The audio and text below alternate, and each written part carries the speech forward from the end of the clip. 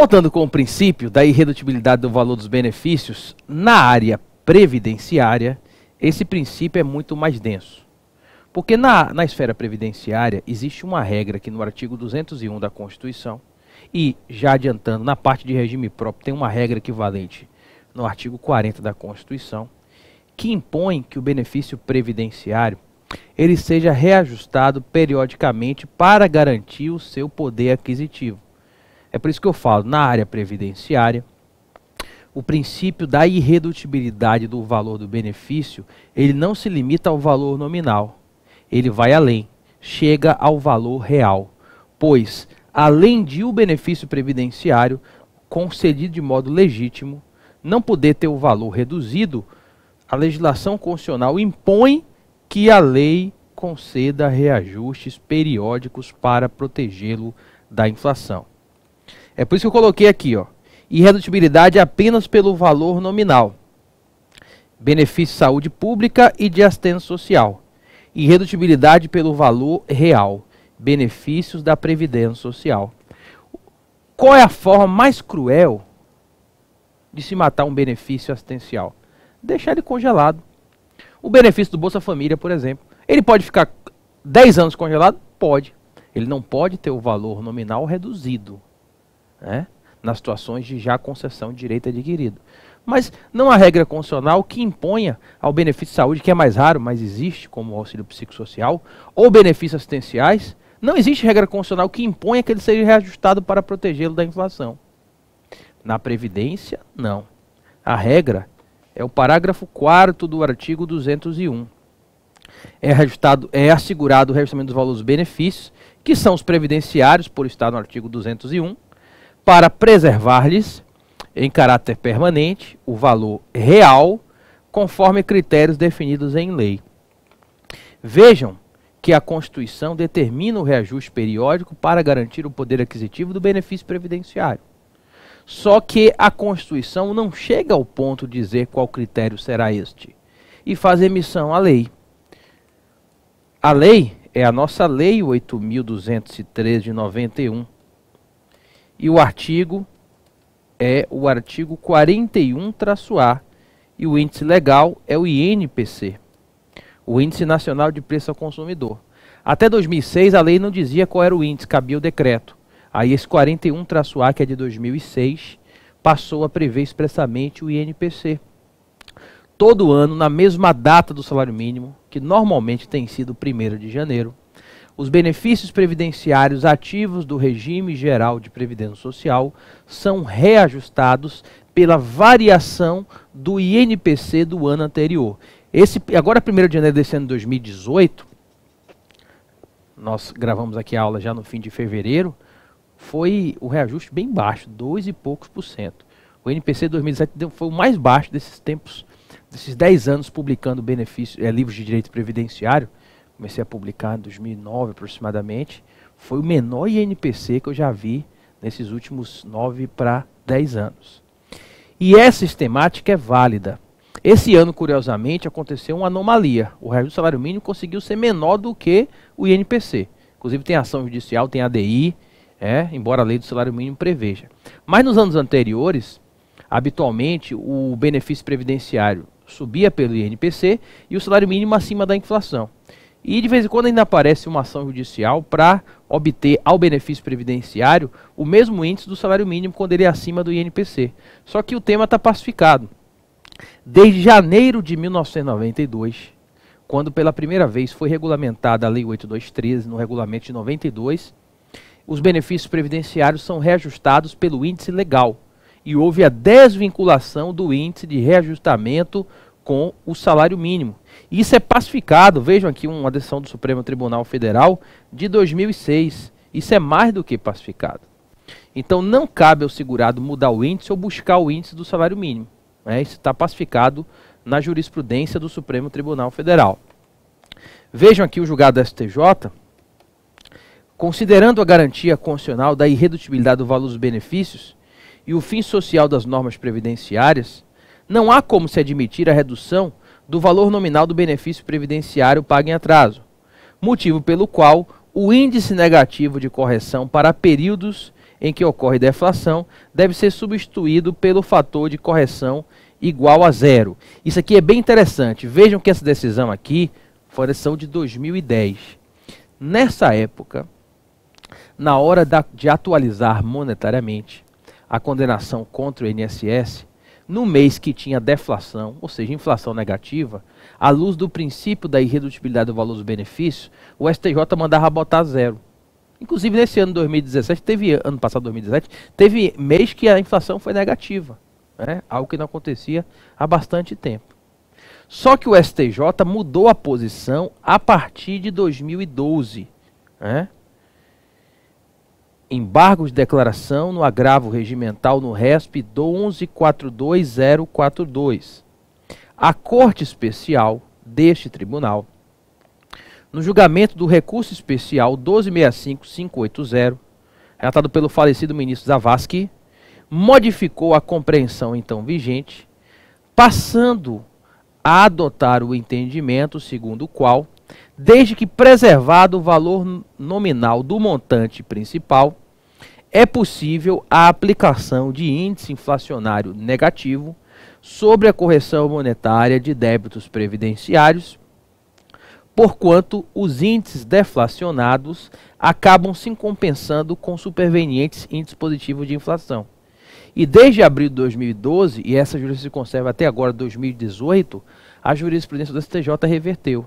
Então, na hora, vamos supor, o juiz condena o INSS em 20 mil reais, ele tem que ter atualização monetária e juros de mora. A gente vai trabalhar isso lá na frente, inclusive. A TR, inclusive, foi declarada inconstitucional recentemente pelo Supremo Tribunal Federal como índice de correção monetária. Hoje não se usa mais a TR após a invalidação do Supremo Tribunal Federal. Inclusive, esse é um dos 320 e poucos pontos de atualização da edição 2018 do nosso curso de Direito e Processo Previdenciário, que passou de 2.300 páginas. Eu fiquei 6 meses atualizando o livro. Já está uma situação de inviável você atualizar um livro de previdenciário com tanta mudança normativa e de jurisprudência hoje em dia. Então hoje a TR foi embora. Embora ainda exista embargo de declaração pendente de julgamento. E aí quando faz a correção monetária, que não é mais TR, que foi declarada inconstitucional, conforme veremos lá na frente, eu tenho um tópico de estudo disso aqui na parte de processo judicial previdenciário. Nesse caso, se tiver um mês com inflação negativa, vai colocar. Desde que, obviamente, preservado o valor nominal do montante principal. Porque normalmente tem mais índice de inflação positiva do que negativa. Você coloca os dois. Agora, se eu vou atualizar 10 mil reais, o valor final da conta tem que ser pelo menos 10 mil reais. Não pode ser menor que 10 mil reais. Então hoje a posição do STJ é, na hora de fazer a atualização monetária das condenações judiciais contra o INSS, aplica-se inflação negativa se acontecer em algum mês. Agora, o valor final atualizado não pode ser inferior ao valor inicial. E hoje não aplicamos mais a TR como índice de correção monetária, porque o Supremo invalidou a Lei 11.960, que modificou o artigo 1º-F da Lei 9494 de 97. Tá? Hoje se aplica o IPCA-E. IPCA-E, que é o que é previsto na legislação e no Manual de Cálculos da Justiça Federal. Vejam quanta coisa envolvendo o princípio da irredutibilidade do valor dos benefícios. Vale frisar que, por fim, para a gente fechar, para ficar a aula toda falando dele aqui, meu amigo Boff Jones, que você tem que ser um doutor em Direito Previdenciário, meu amigo Boff Jones, tanta aula que você já assistiu. Por fim, o princípio da irredutibilidade do valor do benefício não impede o exercício da autotutela pela Previdência Social. Veremos na frente que os atos ilegais praticados pelo INSS poderão ser revistos em até 10 anos, a teor do artigo 103-A de amor da Lei 8213, desde que respeitado o princípio do contraditório e da ampla defesa. Passados 10 anos, aí não pode rever, salvo má-fé do segurado ou do dependente, sendo que o ônus da prova da má-fé é da Previdência Social, pois é princípio geral do direito que a boa-fé se presume. Aí nessa situação, vamos supor que o INSS concedeu o benefício de 3 mil reais. Aí um ano depois descobriu que o sistema errou, não era 3 mil reais, era 2.500. Está no prazo de autotutela? Tá. Aí dá o contraditório e aí nesse caso revisa a renda do benefício se houve erro.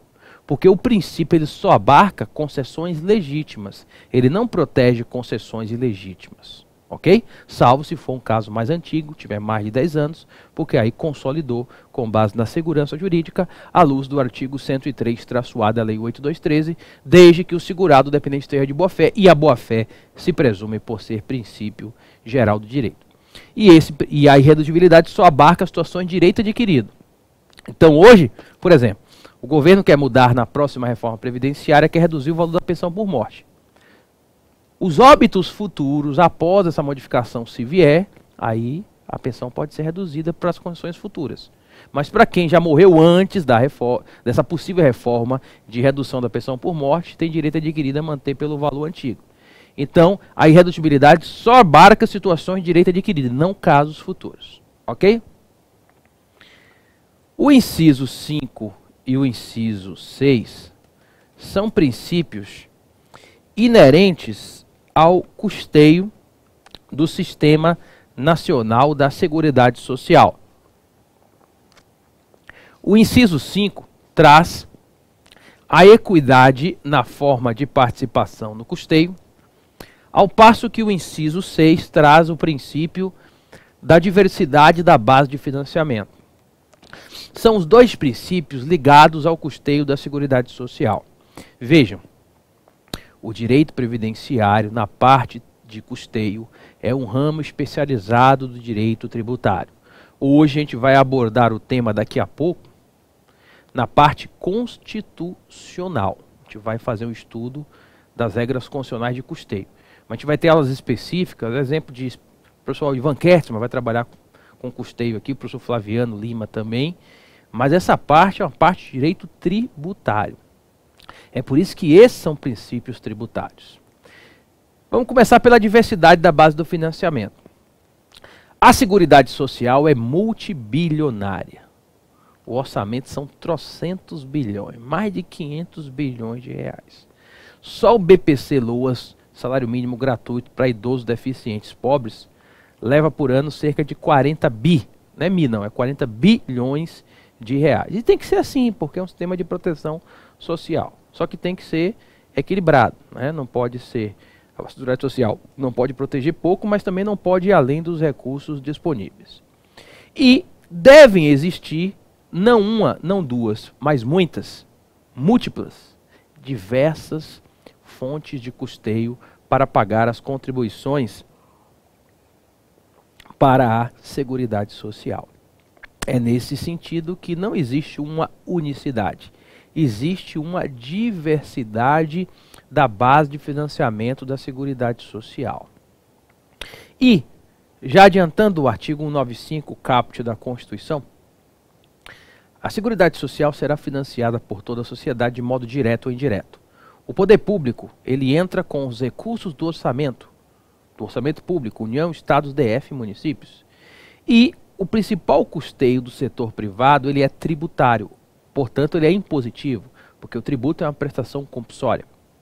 Através do pagamento das contribuições sociais destinadas à Seguridade Social. E devem existir múltiplas fontes para pagar contribuições sociais para a Seguridade Social. Tanto que o artigo 195 já traz algumas fontes constitucionais para o custeio da Seguridade Social, no inciso 1, 2, 3, 4, como a empresa, como o trabalhador, como apostador no concurso de prognósticos e como um portador de bem do serviço do exterior. Então, o principal exemplo que eu dou para vocês a respeito do princípio da diversidade da base do financiamento é a existência de fontes de custeio já previstas nos incisos do artigo 195 da Constituição, cujo rol, inclusive, veremos que é um rol exemplificativo. As fontes constitucionais de custeio para pagar contribuições para a Seguridade Social, do inciso 1, 2, 3 e 4 do artigo 195, não são exaurientes. Veremos que a União, desde que o faça por intermédio de lei complementar, pode constituir novas. Ok? E no inciso 5, a equidade na forma de participação no custeio. O princípio da equidade no custeio da Seguridade Social, ele decorre de dois princípios típicos, dois princípios comezinhos do direito tributário. Um professor Sabac fala o princípio da isonomia fiscal, o princípio da capacidade contributiva. Meu amigo Sabac é o professor mais cabeludo aqui no Sérgio, né, para não dizer o contrário. Então, o princípio da equidade no custeio decorre desses dois, isonomia fiscal e capacidade contributiva. Meu amigo Boff Jones, de um lado eu tenho uma microempresa, do outro eu tenho uma instituição financeira. Quem é que tem mais riqueza para pagar a contribuição para a Seguridade Social? O banco. Veremos que a contribuição sob folha de remuneração dos bancos é 2,5% maior que as empresas comuns, porque lucra muito. Aliás, nesse país só não tem crédito para banco, está aumentando. Ele não tem limite, juros o quanto quer, a taxa quanto quer, ninguém regula banco, ninguém controla banco, né? O banco governa o país, na verdade. Do outro lado, a microempresa, no Simples Nacional, a carga tributária vai lá para baixo. Outro exemplo, empregado doméstico e trabalhador avulso. O empregado que ganha salário mínimo, por exemplo, a contribuição previdenciária dele é de 8%. O empregado ganha, vamos supor, R$ 5.500. Lembrando que o teto do regime geral para esse ano de 2018 é R$ 5.645,80. 5645,80 desde 1º de janeiro desse ano de 2018. Nesse caso, o empregado ganha 5.500, a alíquota é 11. Quem ganha o salário mínimo, a alíquota é 8. Boff Jones ganha 5.500, a alíquota é 11. Quem ganha mais, Boff Jones, paga mais. A progressividade de alíquotas decorre do princípio da equidade na forma de participação no custeio. E o exemplo que eu mais gosto. As empresas pagam uma contribuição sob folha de remuneração chamada SAT, Seguro Acidente do Trabalho. Esse SAT, nós vamos ver, pode ser de 1, 2 ou 3%. 1% quando o risco do acidente do trabalho é leve, 2% mediano, 3% grave, conforme enquadramento feito no anexo do nosso regulamento da Previdência Social, que é o decreto 3.048 de 99. Aí vamos supor que duas empresas vizinhas, mesma atividade, SAT máximo 3%. A primeira delas investiu muito, Boff Jones, em segurança e proteção ao trabalhador. Ano passado, 2017, zero. Não teve nenhum acidente de trabalho. Preservou a saúde do trabalhador, preservou as famílias que sofrem com acidente de trabalho e preservou o patrimônio da Previdência Social. Por quê? Porque se foi zero acidente de trabalho, em 2017, foi zero concessão de benefício previdenciário por acidente de trabalho. A INSS não gastou nada com benefício por acidente de trabalho. A outra empresa, mesma atividade, SAT 3%. O dono cortou lá muitos investimentos. Teve 18 acidentes de trabalho ano passado. Teve pensão por morte por acidente de trabalho. Teve aposentadoria por invalidez. Foi uma miséria. Vocês acham justo que ambas as empresas paguem 3% de SAT? Isso não decorre da isonomia fiscal, isso decorre da equidade no custeio. Veremos que tem uma regra no artigo 10 da Lei 10.666 de 2003 que decorre do princípio da equidade no custeio e que gerou o FAP no artigo 202A do regulamento, que é o fator acidental de prevenção. A contribuição SAT da empresa pode cair para metade e pode aumentar chegando a dobrar, a depender do seu desempenho anual, considerando frequência, gravidade e custo dos acidentes do trabalho. Essa empresa teve zero acidente de trabalho, foi o melhor desempenho. Não tem desempenho melhor do que não ter acidente de trabalho. Então o SAT dela vai cair de 3% para 1,5% de folha de remuneração. E vamos supor que essa segunda empresa, que teve 18 acidentes de trabalho em 2017, inclusive com morte, com pensão por morte por acidente de trabalho, hipoteticamente falando, vamos supor que ela tenha tido o pior desempenho do segmento. A contribuição SAT dela vai dobrar de 3 para 6. Agora está justo, agora está de acordo com a equidade.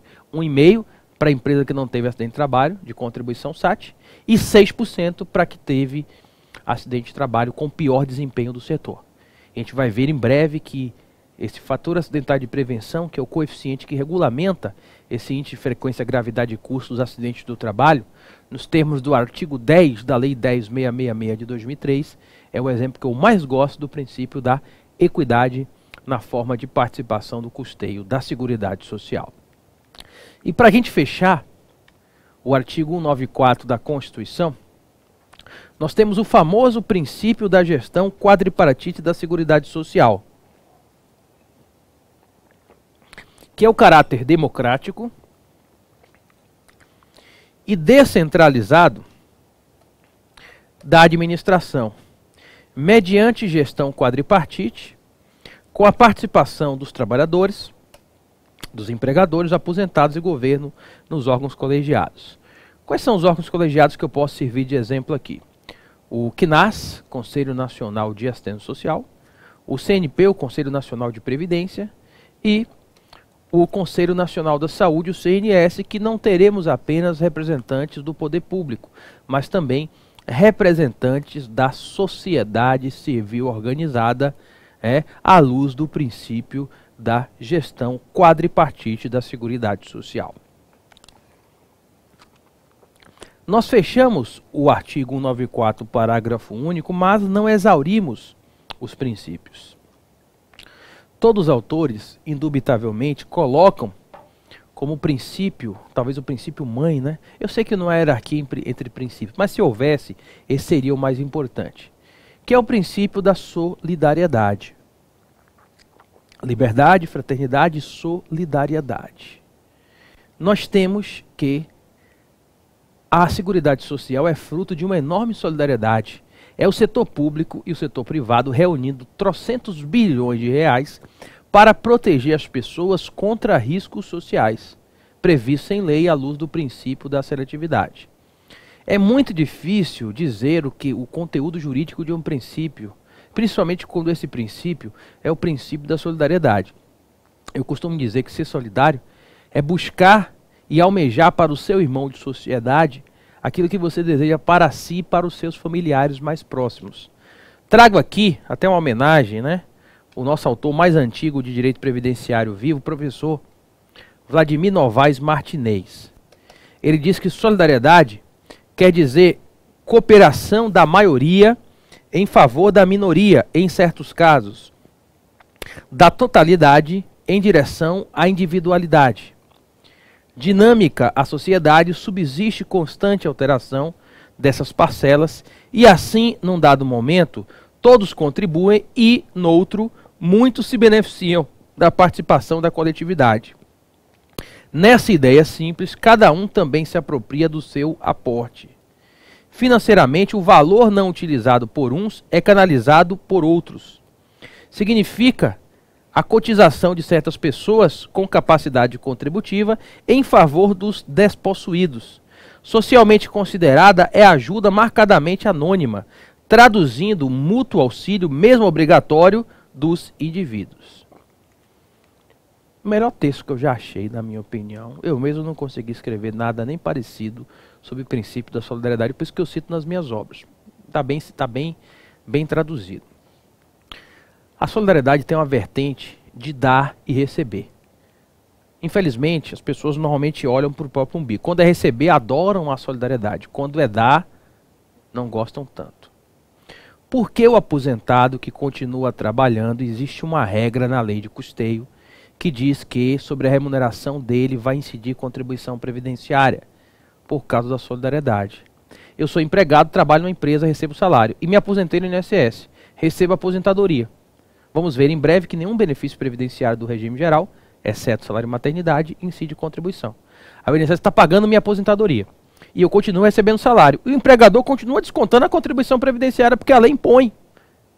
Mas eu não posso ter outra aposentadoria. Desaposentação, o Supremo não aprovou a tese porque não tem previsão legal. Por que está descontando contribuição do meu salário? Princípio da solidariedade. Normalmente essa pessoa reclama. Mas do outro lado tem um vizinho que com poucos meses de trabalho sofreu um acidente e está inválido. E até hoje recebe uma aposentadoria por invalidez. Se juntasse as contribuições que ele pagou, não dava para pagar um mês do benefício. Então a solidariedade tem um viés de você receber quando está precisando e de você conceder quando está numa situação melhor do que a maioria. E normalmente as pessoas gostam da vertente receptiva do princípio da solidariedade. A vertente de contribuir, de doação, mesmo que compulsória, como no caso, ela normalmente é rejeitada pelo princípio da solidariedade. É esse princípio que sustenta a regra, inclusive chancelada pelo Supremo Tribunal Federal, em mais de uma oportunidade, que aquele aposentado que continua recebendo remuneração continua tendo desconto da contribuição previdenciária, mesmo sem poder ter uma nova aposentadoria, mesmo sem poder ter uma renúncia da aposentadoria e concessão de nova, que é a chamada desaposentação, porque a tese não foi sufragada pela jurisprudência do Supremo Tribunal Federal. Ok? Bom, no quarto bloco a gente prossegue, ainda vou falar com vocês com o princípio da precedência da fonte de custeio, também chamado de contrapartida, temos o princípio da noventena e o princípio do orçamento diferenciado, para a gente fechar essa parte da principiologia e entrarmos no artigo 195, que é a vertente constitucional de custeio do Sistema Nacional da Seguridade Social.